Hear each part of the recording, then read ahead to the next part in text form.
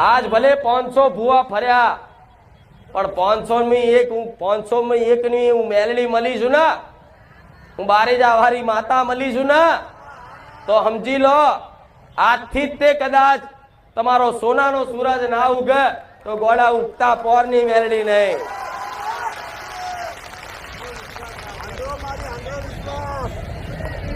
પણ વિચારો તો ખરા, એકની ભક્તિથી આટલી બધી મહિમા રચાવતી હોય તો દેવની કૃપા જોતી હોય ને તો એની ભક્તિ કરવી પડે. ડાયરેક્ટ મળે અહીં કોઈ ઓળખાણ ના ચાલે, કોઈ વેપાર ના ચાલે, કોઈ લેતી દેતી ના ચાલે. મારી કૃપા જોતી હોય તો મારા બનવું,